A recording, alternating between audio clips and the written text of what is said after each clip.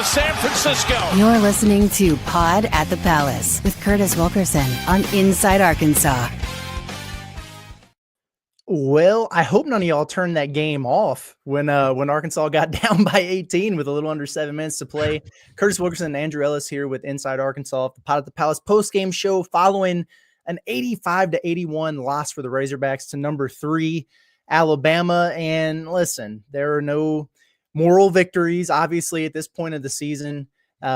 Feels like some disappointment because Bud Walton Arena was rocking, man. It was a vintage atmosphere in there. A lot of things that could have gone differently for the first, 35 minutes or so of that game, to where Arkansas wouldn't have been in the position to have to make a furious rally from down 18, get it within one possession a couple different times down the stretch, but came up a little bit short in this one, fall to 14-9, 3-7 in the SEC. Missed opportunity, not the end of the world. This was not a must-win game. Arkansas still very, very much alive in the NCAA tournament conversation. People should probably feel a little bit better about the final outcome than they were on track to 15 minutes ago in real time, Andrew? Yeah. I mean, and hey, I hate to be that guy, but the difference between a 4-point loss and a 24-point loss actually matters a good bit when you're on that bubble, when you need the metrics in your back pocket. I think that actually does matter. And I definitely think the effort that Arkansas showed to get back, to withstand a ton of blows, overcome some adversity, make a push late. And I mean, look, we're not in the business of handing out moral victories. I know the fans don't want to hear that right now. But really, I feel like that this game was every loss Arkansas's had to Bama since Nate Oates took over, kind of wrapped into one, where you come away almost being unimpressed with Bama and kind of feeling better about the Razorbacks, but Arkansas couldn't get it done. I feel like we've seen that kind of story play out a few times here in this rivalry here lately, and you got to give it to Nate Oates. He's got a good team that might be ranked number 1 on Monday.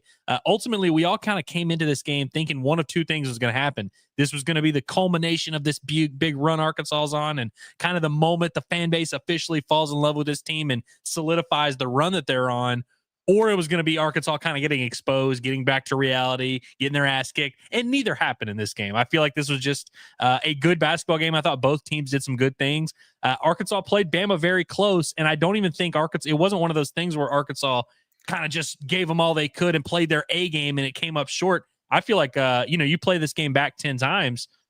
I think Arkansas maybe wins 2 or 3 of them. But I don't think this was like a team that Arkansas couldn't beat, or was on a completely different playing field then. So I feel encouraged about a lot of different things about the Razorbacks.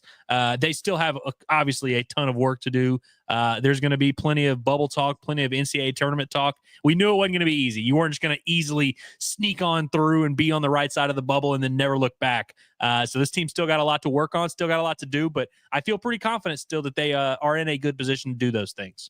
Yeah, me too. The first half of this game was awesome, man. Just the atmosphere was so jacked up, charged up, and the pace of play was great. It was electric in that building.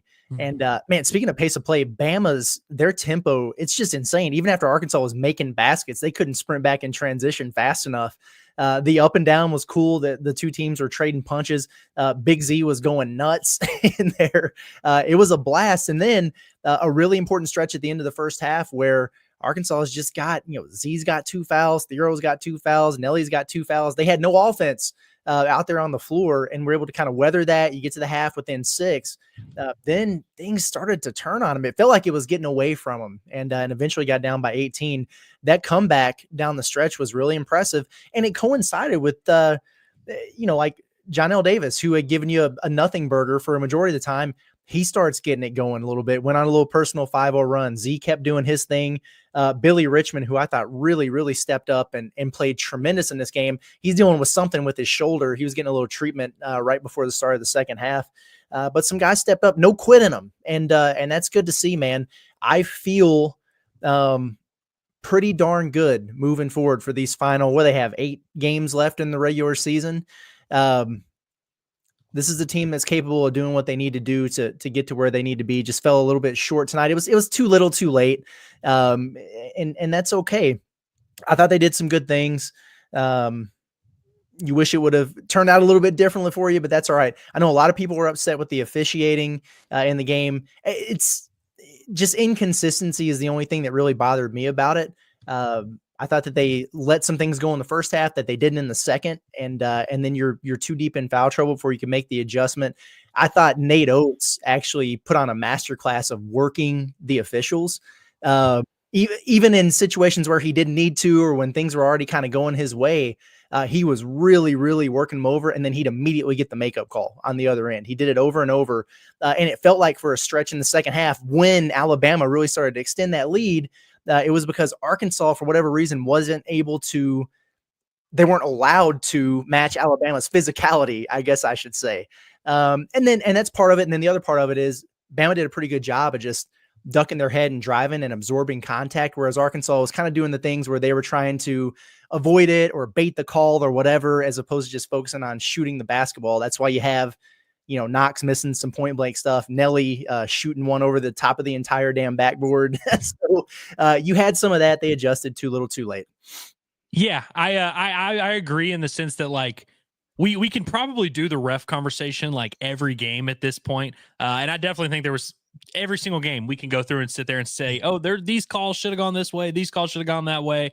And I think Arkansas definitely, it didn't help their case while they were trying to make this comeback. And I thought that the foul trouble, certainly, we can argue about the refs, but I think no doubt when you're playing with 3 fouls with 19 minutes left in the game, you're going to defend a little bit differently. It's going to change the way you play. And Adu Theo, of course, I think he entered the game with 4 fouls with like 9 or 10 minutes left in the game. And, they did all they could. It was kind of crazy how hard Theo still played despite having the 4 fouls. He did about all he could. Animal. It's just awesome to see. I mean, Big Z's shot making, man, was obviously a big deal in this game. I mean, some of those shot attempts you and I are just laughing at. He takes the 2-dribble step back 3, like fading away, just unreal, man. The confidence he displayed. I've said it 1,000 times. I'll say it again. Arkansas's offensive ceiling is just much higher when Big Z is on the floor, and you saw that. Frankly, if anybody else could have helped him in the first half, knock down a few shots, Arkansas might have been able to kind of have a lead going into halftime. It is kind of crazy. We talk about Bama all the time, and I think that the big notion is threes and layups and this modern style of basketball, and they definitely do shoot a ton of threes. They only took 19 tonight. 5 of 19. They didn't shoot it particularly well. Arkansas actually attempted more threes and made more threes. Arkansas makes 7 of 20. But just in the pace of the game, it was kind of, that was one of the more encouraging things to me, is that the pace of the game was obviously very fast, and Bama does that. Like this Bama team, I would love to see what would happen if this Bama team played a Virginia team from like 7 or 8 years ago. Just like what would happen? Would it end up being a rock fighter? Would Bama be able to impose their will? It seems like they're so good at kind of forcing you into doing what they want to do. And Arkansas got caught up in that and looked the part. They found ways to score. I felt good about all the shots Arkansas was getting. But just you look at the numbers, and it's like Arkansas shot okay, 35% from 3. You'll live with that. But like if you're going to beat a team like Bama, you probably need to make 9, 10, 11 more threes than that. Arkansas entered the second half with a 9-3 advantage in the turnover battle. Arkansas wasn't turning the ball over at all. They end up with 8 first half turnovers, and a lot of those came in the first little bit of the second half while the foul trouble was happening, while everything was kind of accumulating for Arkansas. That's where they get down by, 18-20, and they were never really able to come back from that. But overall, I think we kind of have the same sentiment of encouraged by so many different pieces of this game, individual players, just the way this offense played together. I continue to feel like the ceiling for this group is higher than I did a week ago for sure. And they just continue to make strides. This was just a different challenge than Arkansas had faced the last 2 games and challenges that they had risen to. Do you kind of view it through the same lens I do, that if you can play this way against Bama and really have a chance to win, and it's not like you did anything crazy, it kind of makes you feel like you could play with anybody? Yeah, no doubt about it. I mean, I look at the rest of the schedule and think Arkansas has got certainly a chance to beat anybody on it. Maybe with the exception of at Auburn, like going on the road and doing that's going to be really, really tough. But man, everybody else, absolutely, they've got an opportunity there. Bama's good, man. That's the best team Arkansas has played this season. I feel really confident in saying that. I think there are levels to this in the SEC, and I think you look at Auburn and Alabama and Tennessee and Florida, and that's just the top tier. Arkansas is not in that tier, and that's okay. You don't have to get to where you need to be. There's going to be a dozen teams out of the SEC that make the NCAA tournament. but I feel a lot better about thinking Arkansas by the end of the season at their best, they could be in that second tier in terms of the way they're playing basketball. And so, and sometimes you can sneak up on those tier A teams and get them, especially in your home building. Arkansas fell short tonight. But I feel encouraged. I think Arkansas is a good basketball team. I do. And, a week ago, literally just a couple hours plus a week, I didn't feel that way. So they've really shown me a lot over this 3-game stretch. Stinks that they took the L here, but I think they're going to be okay. I really do. I definitely don't think this was a step back. And I think that's kind of the thing that we've been waiting for all year with this team is like the losses are what they are. The results were bad, but we also were just begging to see a team that like, well, you think, all right, if we take this team and we just extrapolate it for the rest of the season, what can they do? I feel like this performance that Arkansas gave, it's not like it blew me away, but I think I can live with it. I think if you take it into Wednesday against LSU, you're going to win by 20 plus. I think if you take that to Nashville, you're probably going to win. Like, I think there's just a lot of games Arkansas can win. That kind of performance beats Mississippi State at home. A lot of these games that we're looking on the schedule that Arkansas is going to need to win to get into the NCAA tournament, I think the team that showed up tonight could beat a lot of those teams. Yeah, no, I think so too. Yeah, man. And down the stretch, still, they come all the way back. They had that 12-0 run there that really puts them in a good position. You had the Billy Richmond just ridiculous dunk. I mean, that dude was like a freight train and threw that thing down. Z hits another 3. Suddenly you're within 3 points there. You needed to get a stop. You're within 3. There's 38 seconds left. You needed to get a stop. You did. Great job defensively by Arkansas. They get the ball out of Mark Sears' hands. The freshman takes the 3 and miss it. And then you bring the ball down the court and you've got a side inbound situation with 7.3 seconds left. They foul up 3. Okay, fine. And you missed your opportunity to kind of extend the game when Z split the free throws there. That sucks, man. As good of a night he had, for whatever reason, to be like the best 3-point shooting big man in the history of college basketball, he cannot make free throws. He's a 60% free throw shooter, which is ridiculous to me. But that kind of then that made the math tricky there. And then it was so frustrating because you get the quick foul on the inbounds. You would have liked to seen him deny a little bit there and see if you can, get a deflection, whatever, maybe create a turnover, but they get it into Youngblood and you foul him real quick. Not even a second goes off the clock. He gives you one, missing the second one, and you can't secure the damn defensive rebound. And it's just like, like you had your opportunities there. And so from that standpoint, it's frustrating, but they fought so hard to give themselves a chance. I can't be too mad about it. But in the moment I was like, come on, Yeah. Did you like that Cal was like, hey, you guys probably need to review that real quick. I don't have any timeouts left, so don't worry about me, but you guys probably need to take a look at that one on the monitor. Yeah, man, just check it out. That's fine. Hey, he went full Mark Pope.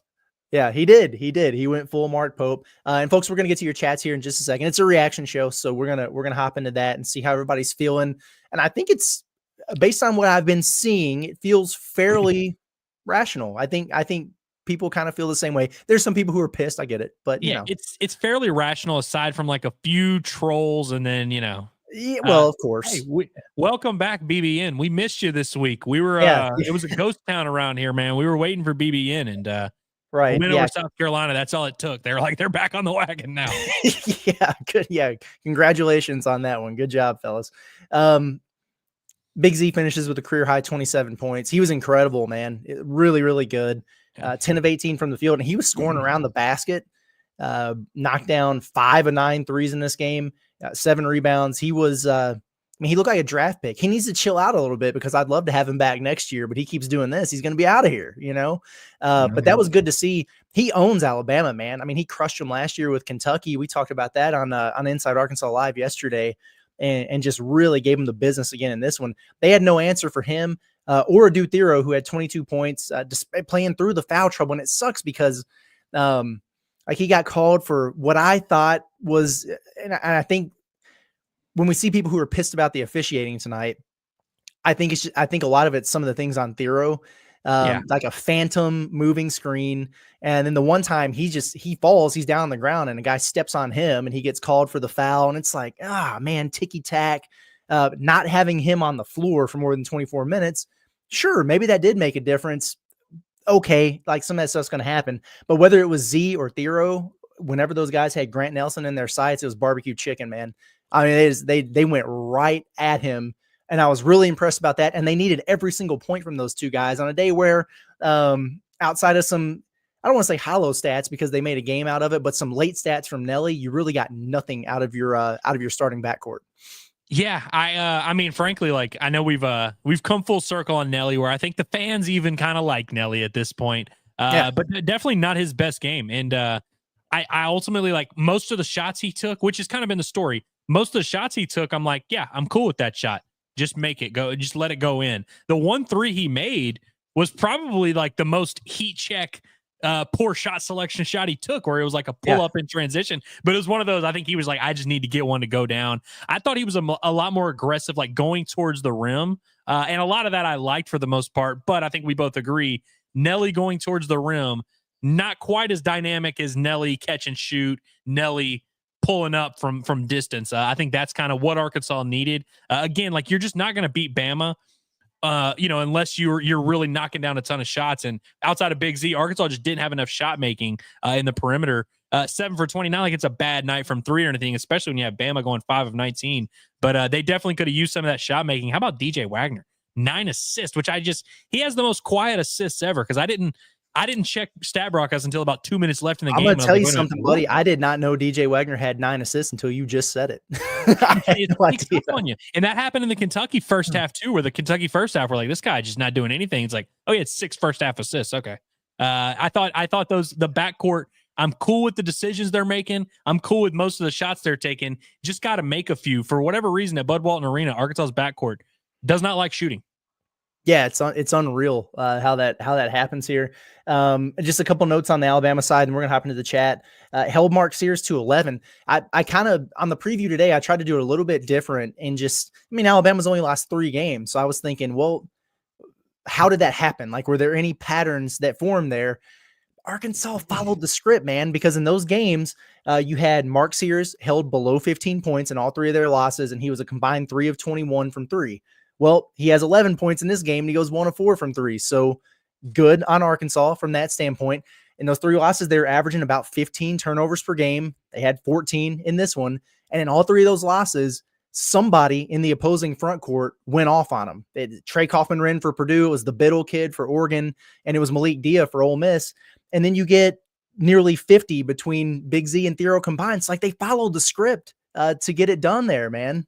I love that you said that, Curtis. It honestly feels like blackjack, where it's like you stood on 17 and it was like, you know what, the dealer had 18. What are you gonna do? Yep. Like, are we supposed to hit? Like, we're okay with the effort we put forth. We're okay with how it played out. Because I agree, this had a lot of the ingredients. Like, if we came into the game, we were like, Arkansas needs to do X, Y, and Z. They did a lot of it, or at least you're okay with the effort. I think the game plan and the reasoning was sound. I just think sometimes you play a game and the team that's better wins. Yeah, no, I'm with you, man. I'm with you there. Let's get in the chat, man. Let's see what these folks these jokers are saying or talking about here. And they do not like Jonas Adu. I can confirm that. Yeah, well, we're gonna talk about Jonas for sure. There's no way we're gonna avoid that one tonight, I don't think. No. First one here we got from Zelenia says, "Hey man, I think at this point we got something to work with. What was up with Wagner tonight, though? Kind of an unexpected letdown with him." I agree. I do think Arkansas has something to work with here. And honestly, listen, you look at some of the stuff defensively, like, oh, they gave up 85 points. Well, hey, listen, Bama they're the top scoring offense in the country. They score 90 a game.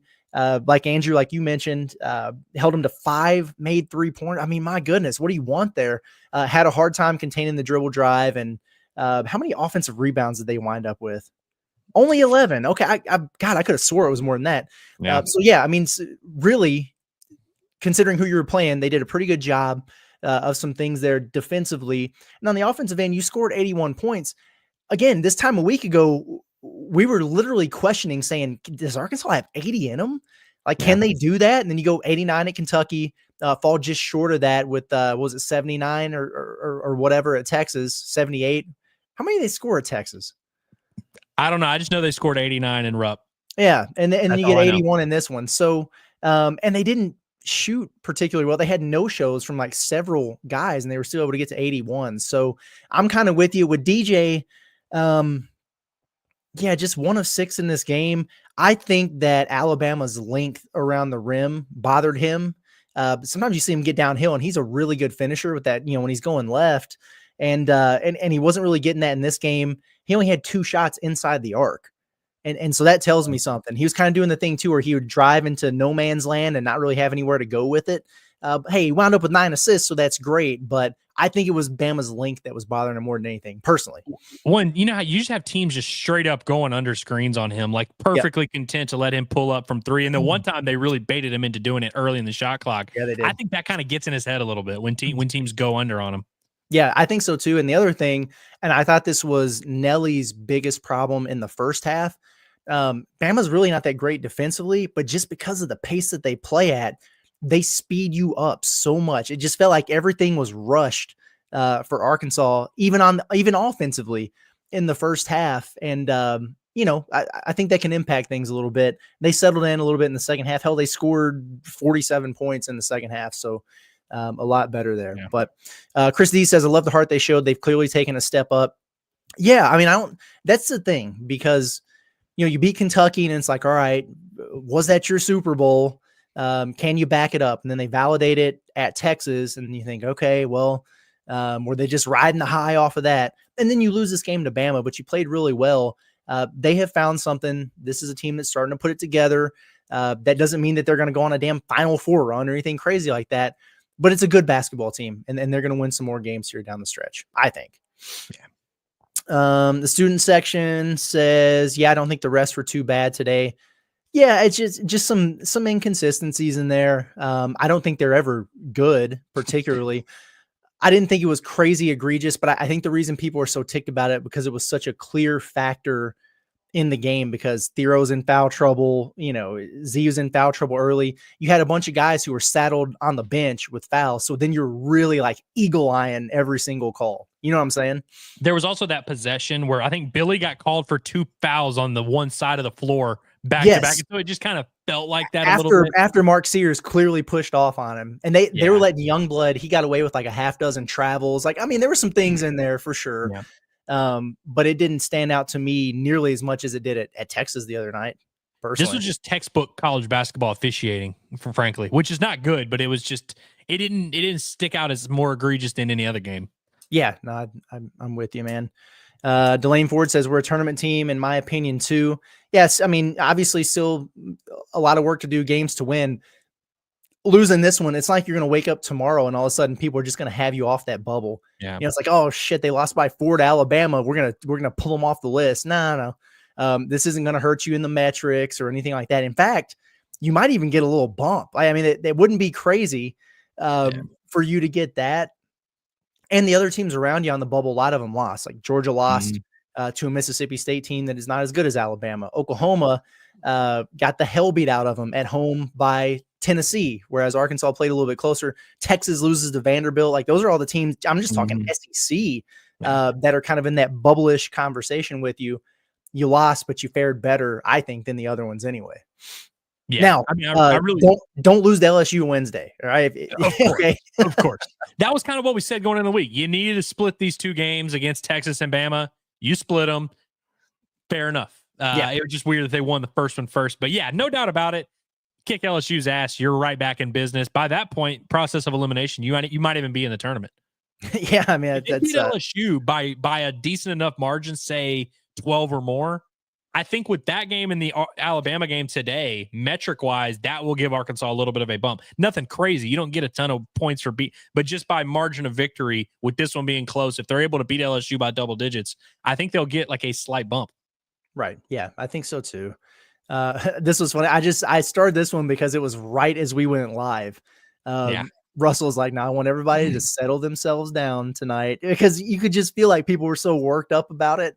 And I'm going to give Russell credit here. I think it was his message to the chat that calmed some folks down. And then we had to get rid of a couple people who were just being absolute morons. But hey, this is a tough one, because it's like, if you want to be like super pissed, like, you can do that. I just don't think that really applies. And you can also be super positive if you want. I don't really know if you need to do that either. It's like, I don't think you need to do that was awesome. Like, it was a fair performance. Let's just leave it at that. Yeah, I think think Dylan said it pretty well here. Effort was there. Can't even be mad. Woo pig suey forever. Yeah, I mean, fair enough.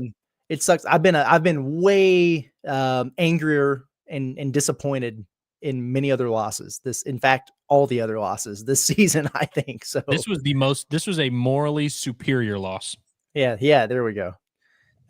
Tim, we got a UK fan here. He says, have a lot of respect for Arkansas and Cal. Saw you guys at KSR. Big fan of the show. Moral victories suck, but I like what I see from the Hogs. That's a rational take from an opposing fan base there. It's rare you get the fan that pops in to say something nice and rational. Hey, how about that? We have another one who didn't, but I can't wait to talk to him. Sharkin Saul, our guy. Hey, appreciate you. Hey, we appreciate the super chat and a losing effort. Thank you for that. Yeah, big time. He says success isn't linear. True. Team is coming around, no moral victories, but the team is absolutely getting better. Yeah, I'm with you, brother. Ty Langston, he says, how do we explain being 1-4 in Bud in conference games? This is a valid question. Not acceptable. Like you just in this league, man, you got to win your home games. How do we explain it? I explain it by, a Florida team that might be number 2 in the AP poll when it drops on Monday, an Ole Miss team who's proven to be really damn good, and then an Alabama team that will probably be number 1 in the AP poll when it drops on Monday. Like it's, like the home schedule has been a freaking gauntlet. Now, you shouldn't have lost the Oklahoma game. So that's for sure. You would have certainly liked to get at least one of these against one of these ranked opponents. Let's see how it shakes out the rest of the year. Who else is coming into Bud Walton Arena? You got LSU, you got Texas, you got Missouri, and you got Mississippi State. I think that's it. That's 4. There might be one more mixed in there. I don't know, but you need to win a majority of those. Yeah, but 1-4 in Bud sucks, man. That's not fun. The Oklahoma one is, of course, like the one that really sticks out. Because if you were 2-3 and 2 of those were the, like you said, maybe the 2 top teams in the country. How about Florida? Win of the day for sure, man. We were kind of sleeping on Florida. Credit to them. But yeah, and even the Ole Miss game. If I would love to get that game back, I'd love to play Ole Miss Wednesday at Bud Walton Arena. But in the moment, I mean, the way that team was playing, that's definitely just a very different Arkansas team. I'm viewing this Arkansas team as 0-1 at home. Since the season really began, they're 0-1 at home with a 4-point loss to Bama. There we go. Yeah, I'll take it. Hayden says, I'm so confused by the ref hate in the chat tonight. It was a very normally officiated game. Nothing really stood out. Yeah, I think it was just people were just more alert to it because of the foul trouble Arkansas was dealing with guys having to miss significant amounts of time, especially in the first half with foul trouble. Some phantom calls that people will stick to. And then I thought there were just like certain possessions I felt like that really stood out to me. Like the first, it might've been Arkansas's first possession. One of the first ones where like Theo, he probably got his lip bloodied, and, Billy, like those guys, it was just like mass chaos in the lane. And there was no whistle in there. And then you go down on the other end and it's like, oh, we're going to call this off the ball. So it's just a few things like that. But for the most part, it's just, I wonder how hard Alabama is to officiate. Because think about these refs, man. Like they're in better shape than me for the most part, like those guys. But Bama plays like Arkansas couldn't even keep up with them with the tempo they played at. They let some things go. And sometimes when you see teams that play so fast, or the ones that are really aggressive, like Missouri, who traps and presses all the time, they just like naturally get away with stuff because it's their style of play. It's a weird deal. But yeah, I was way more worked up about it after the Texas game than I was this one, personally. For sure. There it is. Cats by 90 said, I didn't watch the very end. How did that court storming go? A little bit better than yours did, because Arkansas played Alabama closer than Kentucky did in Rupp. They also didn't give up 150 points in the process. So congratulations on the win over South Carolina today, though. Hey, be careful, or we'll have to get Cal to whip your ass again. Exactly. Yeah. Exactly. Why don't you just shut up? Like, what are you going to come in here chirp? Hey, I know you kicked our ass, but someone else kicked your ass. You cut. It's called grasping at straws. Goodness gracious. We got some more from you here in a minute, because we're going to have some fun with Cats by 90 today. David Converse, I agree with this to a large degree. He said Bama's depth was a difference. Yeah, I mean, but at the end of the day, they played 1, 2, 3, 4, 5, 6, 7, 8, 9 guys in there. So only one more than Arkansas did. We'll talk about if Arkansas actually has an 8-man rotation or not, but coming off of a bye, fresh legs, and then playing at that tempo. That's a tough recipe for an Arkansas team that's short on depth by design. So I think I agree with that. They're able to absorb foul trouble a little bit easier than a lot of the teams they play, especially Arkansas. It's weird. I was thinking about comparing this Bama team to some of their last ones, and I feel like they've had more talented squads. I feel like just the front line talent. Look, I don't even think Mark Sears is that good at basketball necessarily, but he's obviously a great player for this team. Grant Nelson is good, but he's maybe not as dynamic as we thought he was when he was coming out of was it North Dakota State. But I feel like just 1 through 9, this Bama team is probably the deepest they've had. And it, weirdly enough, might be the best Bama team we've seen in the last 5 years. And we've seen some really good ones with what I think to be better talent. But this might be just kind of the ultimate Nate Oates team that knows exactly what they want to be. They are crazy athletic and long everywhere. Man. Yeah, it's watching them in warm-ups, and I get it's whatever, it's warm-ups, but there was just being honest here, there was a very clear difference on the two sides of the floor. Bama looks like a damn NBA team. They don't always play like it. They almost got beat by Arkansas tonight, but he's got some freaking athletes over there in Tuscaloosa. How he did that, I don't know, but good work. Mic'd up, we appreciate the super chat. He said, thank God we don't play until Wednesday, need some rest. I agree. If Arkansas was in a situation where they had to flip and play Tuesday, I'd worry about them because they're definitely tired. And Theo's been sick. Billy Richmond was cramping at the end of the game. They need this day off tomorrow for sure. Yeah, I'm actually kind of impressed that they had as much juice as they had down the stretch, considering we've seen this team fade in some games before. The depth has always kind of been a concern. The conditioning has always been a concern. And so, I think they've earned a few days off for sure. Yes, for sure. Hey, Jacob Johnson. I appreciate the super chat, man. He says, it was nice to meet you, Curtis. Use this to get your parking spot back from John. Yeah, me and Jacob walked over together to the arena from Fayetteville High School. And apparently we were both recommended to park there by Mr. Neighbors. But a good conversation walking in there. He drove up from Heber Springs and was excited. It's the first game he had been to since the Kansas exhibition. He just wanted to see a great atmosphere and a good game, and he got that. I hope you didn't leave early, man. I hope you stayed, my man. I really do. Wow, he picked literally the 2 coolest home games to go to. Yeah, it's pretty solid work right there. Nice guy though. It was good to meet you, man, and we appreciate you. Earthman says no NCAA tournament for the Hogs. Is Earthman a Texas fan? I think Texas ain't going to the NCAA tournament, my guy. I don't know what Earthman is. I feel like he started popping up around the Oklahoma State football game. Yeah, back maybe in the that's day, true. during football season, but who knows? I think he just hates us.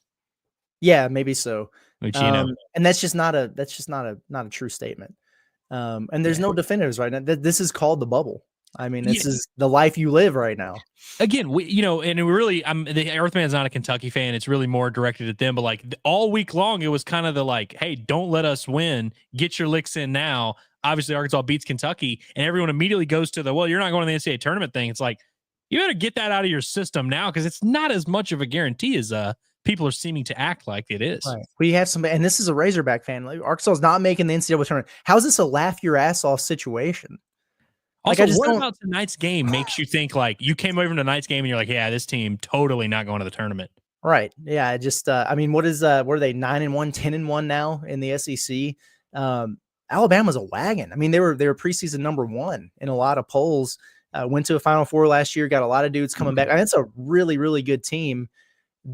Arkansas played well enough this week to where this was just not a must-win situation for you.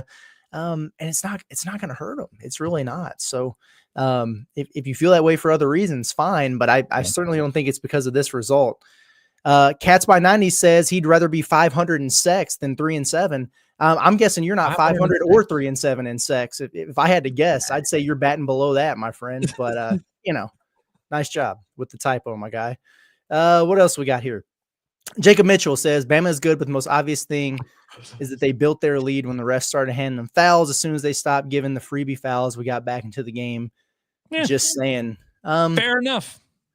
Yeah, there was a point there, and I tweeted at one point that it just felt like, and I credited Nate Oates for this because it was just every time I would see him really working the officials, there would be a swing, just a little stretch there where I was like, this is interesting. That's part of the science. That's part of coaching. Yeah. honestly, like working the officials.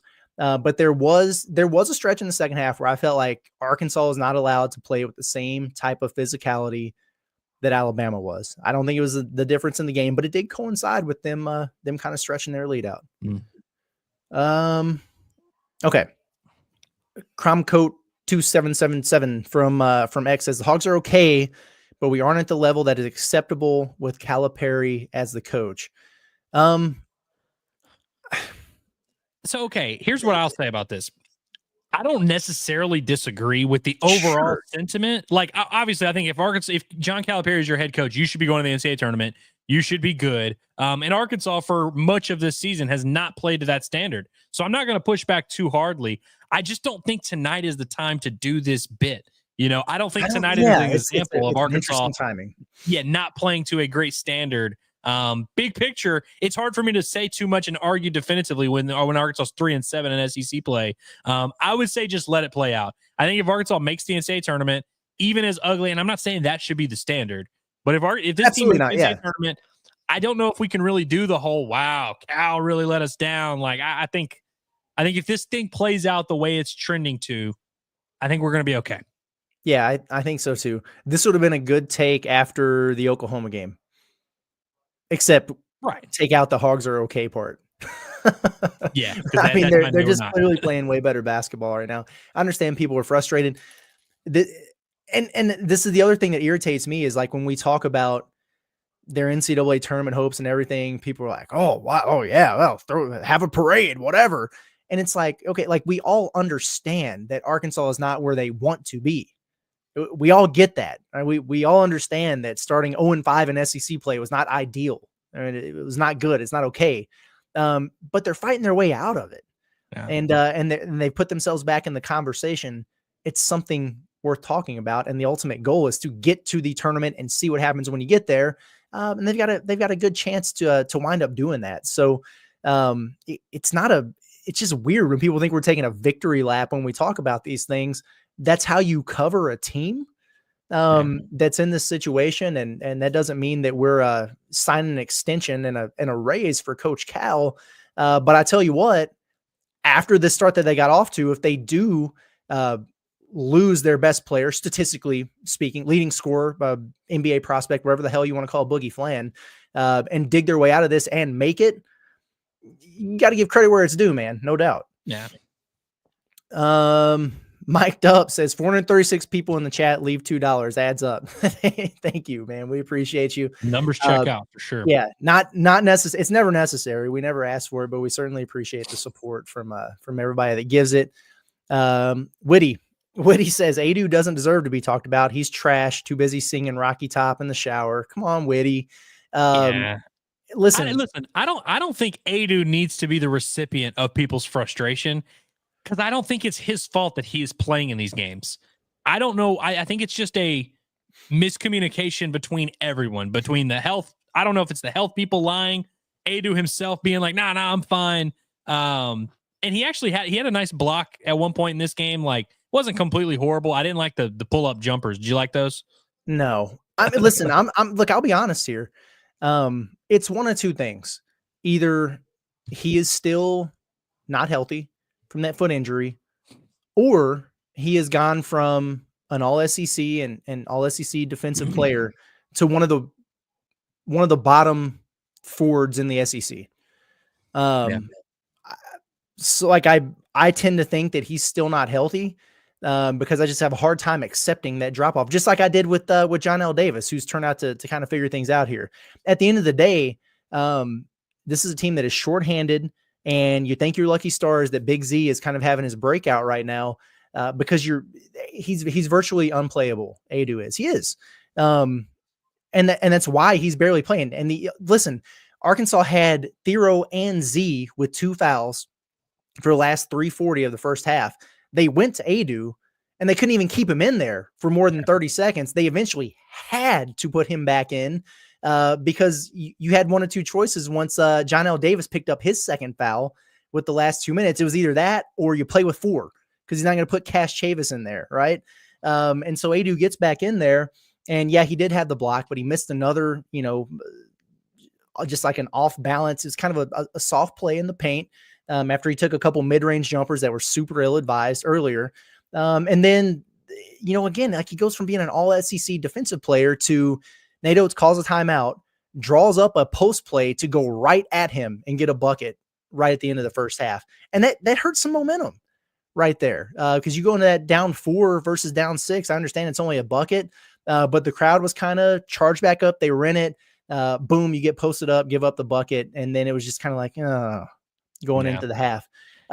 He's not giving them anything right now, and it sucks. And I hate it for him, but, I don't see it changing anytime soon. He doesn't look right to me for whatever reason, mentally, physically, anything. Also didn't help that it's not like Brazil was good in this game at all. I thought this is actually like one of the rare, just like not a good showing from Trevin. Not like he was horrible or anything, but I didn't think like he was necessarily. Normally we come here and we're like, why didn't Trevin play more? I don't think we're hearing as much of that tonight. Frankly, I think Arkansas was just looking for anything from their front court outside of Z. And Trevin checks into the game and immediately gets burned on a baseline inbounds. I mean, he subbed in and then they get a layup because he's just not paying attention. As soon as you saw that, you knew it was going to be the case. I don't understand why he refuses to shoot the basketball. He just won't do it. And he's got a lot of opportunities on pick and pops that he could take. He just absolutely will. He just refuses to shoot. Won't do it. Had the putback dunk there late in the first half. That was a big moment.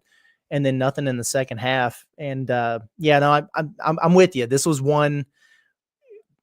He's kind of been the guy where like what his contributions don't always show up in the stat sheet.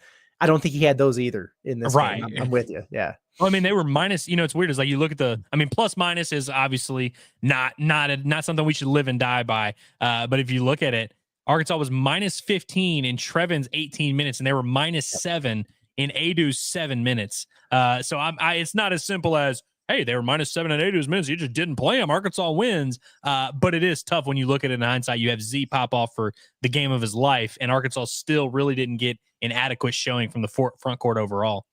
Yeah, no, for sure. And honestly, both of those were frustrating. Carter Knox, love him, starts for you, plays 30 minutes and goes scoreless. And, you didn't get anything out of him there. He did get ripped in the open court by Sears for a layup in the one point where DJ wasn't out there. I don't think Nelly was too. They had some weird lineup combinations at times because of the foul trouble. So he had an off night, didn't give you much. From a scoring standpoint, you didn't get much from DJ. All of Nelly Davis's stuff was late. Like there's a lot of things to point at as to why Arkansas put themselves in a position to have to make that furious rally down the stretch. And I think it's all fair game. I do. Yeah. Frustrating what they do though, because we do this thing where we're like, oh, well, Arkansas's only got 8 guys. It's an 8-man rotation. It's not though. Yeah. It's 7, man. And I think we're to the point where Jonas's minutes are Z is either in foul trouble or we got to give the 7'2", 245-pound guy a quick breather and then get him back out there. And I hate that, but I keep holding out hope that he's going to figure it out and at least be serviceable enough to give you 12, 15 minutes a game. I just don't see it. Even if he could just be a net 0, you'd take it, but he's unplayable right now. I understand people being pissed off about it. It sucks. Let's see. Big Poppy says UK was so weak and easy. It gave the Hogs confidence. This is a win in my book. Cal's getting the Hogs on the train upward trajectory. Look out. I guess this is like a facetious one. Yeah, I guess. Also, it's like they also beat Texas on Wednesday. Like I feel like that game was fake confidence. Also, like again, this is just not the game to do the like, ha ha, gotcha. You lost by 4 to Bama. If you're into moral victories, this can be a win in your book. That's okay. But it was a loss in the book that matters. I get it. I do think I do agree though. Like the Hogs, I think are on an upward trajectory. Look out. Do I think they're going to win 8 in a row? No. But do I think they're going to win enough to hear their name called on Selection Sunday? I tend to think that they will right now. I feel good about it. Sean Phillips says, if only the first half was played like the last 4 minutes. I thought they played great in the first half. Yeah. Personally. I mean, you went in down 6. Not named Z to make like one shot Yeah, I mean, if That's all they needed for it to be a perfect first half. it's kind of that middle segment of the second half where things got away from them there. But yeah, that's you're right though about the first half shot making. What was it? Guys named not named Theo and Z only accounted for 3 made baskets in the first half. I think it was. Nelly had a layup. Brazil had the dunk. Brazil had the dunk, and then I think did DJ make a shot?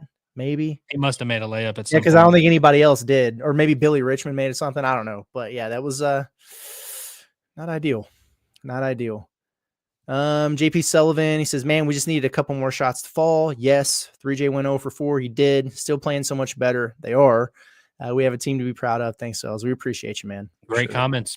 Glad you guys are undefeated. Glad a lot of you guys are hanging in there. Okay, after this one. Logan says, Curtis, can we get some Skittles shot from your ear to cheer us up? If I had some, I would. I don't have anything to shoot like shoot them to my dog or something, but I've got some sour Skittles at the crib, so tomorrow for Super Bowl Sunday you can show off your party trick. Fire them off a little bit. Okay, I like that. Mark Arnold's back. Hey, thanks, man. We appreciate you. We really do. Follow up with a couple comments. Okay, I see one of them here. He says needed more out of DJ tonight. Yeah, for sure. I still can't get over the 9 assist thing, but yeah, you've got to have more from him on the offensive end. And again, good Lord, man, thank you. We appreciate you spending your paychecks on us, man. You don't have to do that, but we're extremely grateful for it, no doubt. Yeah, and not just Mark. I mean, obviously Mark had the big one, but I really didn't expect anybody to be in a giving mood after a loss. But it really says a lot about you guys. Appreciate you guys supporting us always, man. It always is nice to realize that we got people on the bandwagon still. I'm glad people aren't. I was a little worried about it, and I'm glad people aren't mad at us for not being in here doing the fire and brimstone thing after this. Yeah. Because I'm really not that upset. You mean? Yeah. I was wondering if people were going to be like, you guys don't care what moral victories, whatever, accepting losses. No, not at all. But Jonathan Thomas, appreciate you, brother. He says, how did Bama almost lose when Arky never had a lead in the second half? And people complain about officiating at Arkansas shot 21 free throws to Bama's 18. I could go on a long, drawn out answer to this, but to answer the question as to how Bama almost lost, it was a 1-possession game in the final 90 seconds. That's how. Yeah. I would say that qualifies. Yeah. You know what I'm saying? And there's a lot more that goes into fouls than final free throw numbers. But I mean, I'm not that upset about officiating. But it's not even that the calls in and of themselves were that bad. It's the impact that they had on the foul trouble Arkansas was in, yada, yada, yada. We've done the bit. Yeah, of course. And appreciate the super chat. I don't know if we said that or not. I did actually at the top before I read the thing. But from David Chambers, and we appreciate you as well. He said, look, guys, we will be okay. Great hard-fought game. And Andrew, go Astros. Yeah. How are they looking this year? They put together a squad? It's been a pretty average offseason. Nothing crazy. Got rid of Ryan Presley, who had been, he's a great ally of ours, but he's off to Chicago, and I'm not going to miss him too much.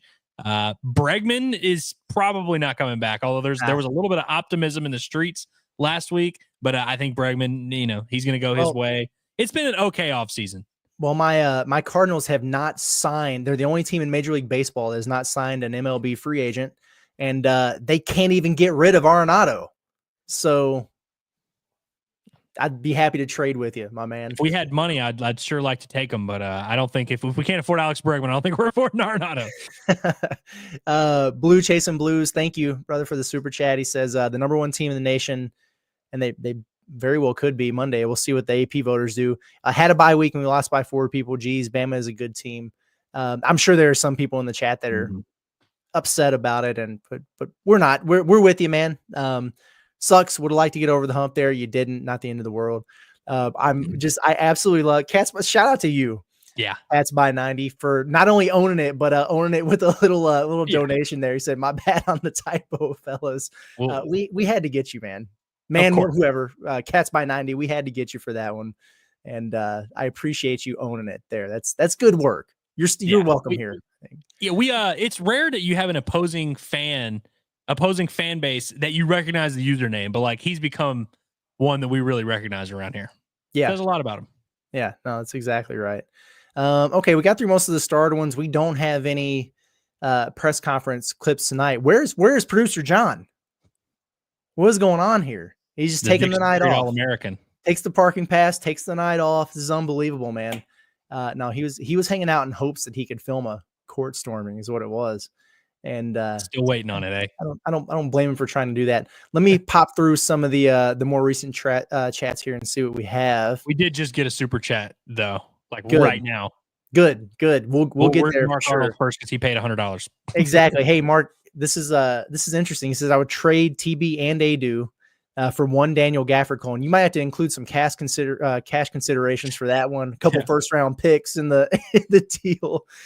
He says, heck, I might trade both for one Kamani Johnson clone. We need another 4 or 5 players so bad. Now, hear me out, because Andrew, I know I know where you're going with this. Of like, are we really rewriting history on what Kamani Johnson? I get it all, but if all you're looking for right now is a backup big man to come in and be physical and rebound and play 10 to 12 minutes, you would probably get more out of Kamani Johnson than you are Adu, at least right now. True on Adu. I can't trade TB for him. I would not trade a better player for him. You'd have to throw us a shooter to be named later. We could for sure. I'll take this. I'll take the Adu trade, which is crazy that we're there at that point. But I gotta say, now I'm not picking on Mark here because someone else asked us. You remember they were like, "Who would y'all rather have, Trevin or Daniel Gafford?" And I was like, do we not remember how good Daniel Gafford was? If this Arkansas team had Daniel Gafford, they'd be like a Final Four squad. It's crazy. Oh man. Let's see. I'd take Mikal Mitchell off the bench. Yes. Just wanted to say that real quick. I would take Mikal Mitchell off the bench too. I want to throw this out there. By the way, are you still good for doing the thing that we talked about doing tomorrow before this? Okay. Yes. Tomorrow, everyone, Andrew and I are going to be hosting a crossover duo live stream. Pot at the Palace, the bombastic Pot at the Palace, whatever the hell you want to call it. Basketball Q&A, baseball Q&A. We can talk bubble. We can talk NCAA tournament. We can talk this team. We can talk recruiting. We can talk transfer portal. And we can talk everything going on with baseball that is less than a week away from opening its season. I wouldn't limit us to those two things. I feel like you can ask us any question and we'll probably answer it. That's what I was going to say. You can, this is a wide open Q&A. We'll talk football. We'll talk life. We'll give you advice. We'll be your therapist if that's what you need. But we are doing this together. We're going to go live tomorrow. What time you want to do this? In the afternoon? I think right after, right after noon, the post-church crowd will get in there. 12:30. Be on the lookout. We're going to schedule it that way you guys can see it, that it's there. But hop in and talk to us. Bomb at the Palace. See, there you go. I needed somebody that's a little bit more, a little quicker on their feet. So I also love that we're doing a live stream where we're basically doing a Q&A, but we're also promoting another live stream where we're going to do a Q&A. I was about to be different than this. It is. And I was about to answer a question about what if Cal gets so-and-so and so-and-so to return, add him with Thomas and Acuff. Yeah. And I was thinking, what? That's a great question for tomorrow. So, exactly. So make sure you run that one back for sure. But we are doing that. So you guys make sure you tap in and we'll put it out there on X and the socials and schedule it on YouTube so everybody sees it. But come hang out with us before the big game, since apparently we can't say Super Bowl, right? Do we have anything else to get into before we get out of here? I don't think I have anything really crazy. I do want to I want to bring up one comment. Yes. So one, I want to shout out Randy because I met Randy today at Bomb. Legend of the comment section, just a legend of just Razorback sports fandom. I always appreciate, and I say this very seriously. There's a lot of most Razorback fans. I mean, we recognize a lot of the usernames. You notice certain ones, and you kind of understand what they're about. Randy's one of those guys that is just a thoroughbred ball knower, ball watcher, and he loves the Hogs. And so I'm here to answer any, talk ball with Randy any day. He means Jonas Adu here. Yes, I know this. I know I've seen this before. And so I see some people that are like, wait a minute, Adu, it happens. But he's definitely not referring to Adu Theo, who might be the best player on the team. Yes. For sure. But I wanted to give him a shout out and I wanted to back him up because I figured there were some people that were curious. No, I like that. That's good. Big KG says outscored around 35-9 from bench points. What did it actually wind up being? That's about right. Arkansas had 11 bench points. zero depth. Yeah, they don't have it. They didn't have it when they started the damn season. But when you're not getting anything out of Adu, that hurts you. You usually don't even get this many points from your bench, if I'm being honest with you, because Billy Richmond gave you 9. And he really doesn't do that very often. Like, he has a lot of zeros in the points column where he's giving you, stuff defensively or whatever. And then Trevin, he doesn't really shoot the basketball anymore. So yes, you're right. No depth. They did get outscored big time in the bench points department there, but they probably did a little bit better from that standpoint than they normally do, which is crazy. I get it. BTC Peck says Carter's really got to work on layups. He needs to finish in there. He really likes to go to that Euro step or that side step. And I think he just gets off balance in there sometimes too, not really handling the contact and finishing through it very well right now, which is kind of crazy because he is, 6'6", 220 pounds. Right. He's a big kid. But I think he kind of gets into that. Let me be crafty. Let me create a little bit of space or draw contact and get off of it, as opposed to just exploding and kind of finishing at the rim. It makes it difficult on him. He's a freshman. I get it. Some folks talking about stopping the dribble drive. Yeah, that's hard to do against Alabama for sure. This guy asked me why I left the game so early so I could do this. Did you almost regret your decision? Yeah, if they would have won the game, I would have definitely regretted it. But I stuck around. They got down by 20, and I told everybody, hey, if they lose, we're gonna go live right at the end of the game, and if they win, it'll be a little bit later. I mean, they were down 20. Wound up being a little bit late. Well, wound up being right on time. Come here to do this show. Otherwise, it would have just started, 10 minutes ago or something. So, and it's because the U of A will publicly execute me if I did the post. There would have been a red dot Walton right Arena. there. Yeah, I would have got sniped by admin there. We don't want that. The people don't need to see that for sure. Let's see. Fishman's talking about super chat. Did we? So he said his weren't showing up. I'm not seeing them. So if he has been leaving us super chats, they have definitely not been showing up. Yeah. No, and seriously, if you have been, we haven't seen them. Sorry, it's not personal, but I haven't seen them come up there. So. Anyway, last couple of super chats here, and then we'll wrap it up. Sean Phillips, I think this is new. I'm behind on our time. No, that's new. Here. That's new. Okay. Appreciate you. Says didn't think the first half was bad, but if they played as hard as the end of the second half, they may have been leading at the half, which may have helped. I don't have an effort issue. Maybe played as well. Or made shots. That I definitely agree with that, or get some stops defensively and everything. I thought the effort was crazy good tonight, but I think I understand what you're saying though, for sure. David Converse, thank you. Says appreciate you both. Go Heogs. Woo Pig Suey. Converse is a cool ass name, by the way. Yeah. It's good. David Chucks. Yeah, it's pretty solid. Shane Lewis says showed a lot of fight. I think they can get 5 of the next 8. If they keep playing like these last 3 games. Yeah. And if they do get 5 of 8, they're in there, buddy. Bare minimum, you gotta split it, 4 and 4. And then you're going to be, be sweating a little bit. I think they're going to be anyway. We'll buckle up. There's going to be a lot of bracketology talk and a lot of numbers crunching and hate watching other bubble teams and everything like that. It's coming for sure. Witty says he would trade Adu for his 3-year-old toddler with his mullet blowing in the wind as he gave better minutes. I mean, we have seen his toddler in action. I think he's probably telling the truth. Moving. Yeah, it's really moving. Okay, we're done here. This was fun. It was fun. And it was a productive night.